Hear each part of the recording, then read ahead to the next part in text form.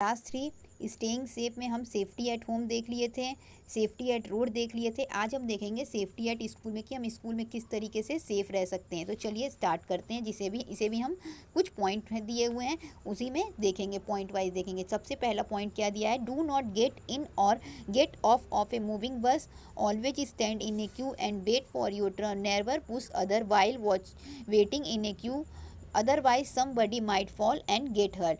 क्या होता है कि हमें कभी भी चलती हुई बस से ऊपर नीचे नहीं करना चाहिए। अगर बस चल रही हो तो ना उसमें चढ़ने की कोशिश करनी चाहिए, ना उसमें से हमें उतरने की कोशिश करनी चाहिए। और जब भी हम बस का वेट कर रहे हो तो हमें लाइन लगा के वेट करनी चाहिए और अपने बारी का इंतज़ार करना चाहिए कि जब हमारी बारी आए तब हम अपने बस में चढ़ें। और कभी भी किसी को लाइन में लगने के बाद हमें कभी भी अपने पीछे वाले या आगे वाले को धक्का नहीं देना चाहिए। अगर हम धक्का देंगे तो क्या हो सकता है, गिर सकते हैं, हमको चोट लग सकती है। तो हमें इस तरीके की काम को नहीं करना चाहिए, हमें धक्का नहीं देना चाहिए और लाइन में हमें वेट करना चाहिए, अपनी बारी का इंतज़ार करना चाहिए। जब हमारी बारी आए तब हमें बस में चढ़ना चाहिए और चलते हुए बस में कभी भी उतरने की और चढ़ने की कोशिश नहीं करनी चाहिए। नेक्स्ट पॉइंट क्या दिया है, do not run down the stair और push other while standing on the stair case.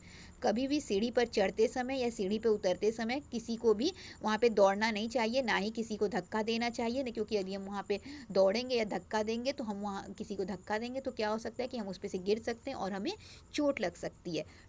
Third point देखते हैं, do not rush throw a gate to enter or get out of your school, you may hit the gate and get hurt. हमेशा भी school के gate के पास दौड़ना नहीं चाहिए। School का जो गेट होता है वहाँ पर हमें दौड़ना नहीं चाहिए और उस गेट के बाहर भी नहीं जाना चाहिए, क्योंकि अगर ऐसा होगा तो अगर हम गेट के पास दौड़ेंगे तो उस गेट से हम टकरा सकते हैं और उस गेट से हमको चोट भी लग सकती है। तो हमें गेट के पास दौड़ भाग नहीं करनी चाहिए। नेक्स्ट देखते हैं, डू नॉट क्लाइंब ऑन और run around the furniture in classroom. जो हमारे क्लासरूम में डेस्क बेंच लगे रहते हैं उसके भी इधर उधर नहीं दौड़ना भागना चाहिए। Do not hit any one or throw any things on other. और साथ ही साथ हमारे क्लास में जो भी हमारे क्लासमेट होते हैं, जितने भी बच्चे होते हैं, हमें उनके ऊपर ना कोई सामान फेंकना नहीं चाहिए और हमें किसी को परेशान भी नहीं करना चाहिए। यहाँ पे एक क्वेश्चन दिया है, what will you suggest these children to keep safe. यहाँ पे दिया हुआ है, कुछ डायग्राम दिया हुआ है, एक ये दिया है, एक ये दिया है, एक ये दिया है। तो यहाँ पे दिया है कि हम इन बच्चों को क्या सजेस्ट कर सकते हैं कि ये सेफ़ रहेंगे। तो इसको आप अपने अकॉर्डिंग सोचिएगा और बताइएगा कि हम किस तरीके से सेफ़ रह सकते हैं। Safety in park and playground, हम किस तरीके से पार्क और प्लेग्राउंड में सेफ़ रह सकते हैं। अब देखते हैं, इसमें पहला पॉइंट दिया हुआ है, be careful while playing in park or playground, having a barbed wire fencing, keep distance from wire. हमेशा पार्क में और प्लेग्राउंड में खेलते समय जो वायर से बाउंड्री की रहती है, चार दीवारी बनाई रहती है, हमेशा उससे दूर होकर खेलना चाहिए और केयरफुल रहना चाहिए, सावधान रहना चाहिए। कीप डिस्टेंस फ्रॉम वायर, और जो वायर लगी रहती है, चार दीवारी बनी रहती है, उससे हमेशा दूरी बना के रहना चाहिए।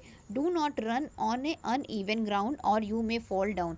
हमेशा क्या होना चाहिए कि जो उबड़ खाबड़ ज़मीन होता है उस पर हमें दौड़ना नहीं चाहिए, नहीं तो क्योंकि अगर हम दौड़ेंगे तो क्या हो सकता है, हम गिर सकते हैं और हमें चोट लग सकती है। Do not play games like hide and seek in dark and lonely places. हमें कभी भी डार्क यानी जहाँ पे अंधेरा हो या फिर जहाँ पे सूनापन हो, उस जगह पे हमें जाके ऐसे गेम नहीं खेलने चाहिए। छुपने वाला गेम जो बच्चे खेलते हैं वो हमें ऐसी जगहों पर जाके नहीं खेलना चाहिए, यानी हमें इस तरीके की जगह पे जाके नहीं छुपना चाहिए।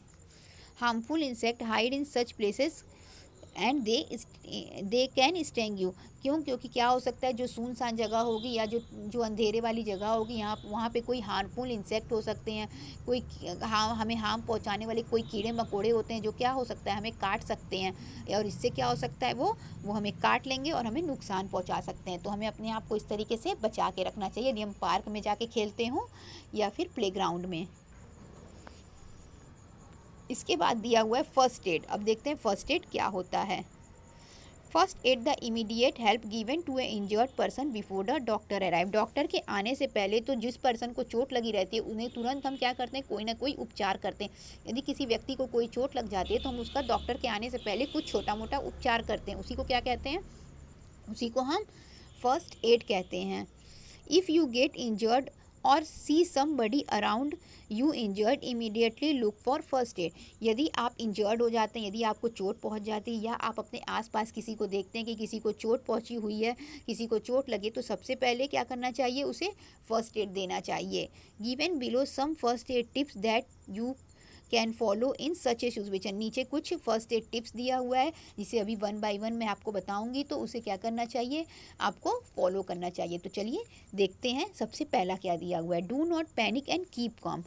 कभी भी हमें शोर नहीं मचाना चाहिए और शांति बनाए रखना चाहिए। In case of small cut or light wound, clean the wound with antiseptic lotion and then apply a antiseptic cream। अगर छोटा मोटा कटा है या हल्का फुल्का कटा है तो क्या करना चाहिए, उस घाव को एंटीसेप्टिक लोशन से धुल देना चाहिए और वहाँ पे कोई एंटीसेप्टिक क्रीम लगा देनी चाहिए। If bleeding does not stop, tie a bandage or a clean cloth loosely over the wound. यदि कभी कभी क्या हुआ, मान लेते हैं चोट लग गया और खून निकलने लगा, और खून निकलना यदि बंद ना हो रहा हो तो वहाँ पे कोई बैंडेज या फिर किसी साफ़ कपड़े से उस घाव को बांध देना चाहिए। उस चोट पे बैंडेज बांध देना चाहिए या कोई साफ़ कपड़ा हो तो उसको बांध देना चाहिए, जो भी उपलब्ध हो। Keep the bleeding part of the body raise. और जो भी पार्ट बॉडी के जिस भी पार्ट में ब्लीडिंग हो रही है उसको थोड़ा ऊपर उठा के रखना चाहिए। Make the person lie down और सिट इन रिलैक्स पोजिशन। जिस भी पर्सन को चोट लगी है उसको या तो लेटा देना चाहिए या तो उसको रिलैक्स पोजिशन में बैठा देना चाहिए, जिससे इंजर्ड पर्सन को रिलैक्स फील हो।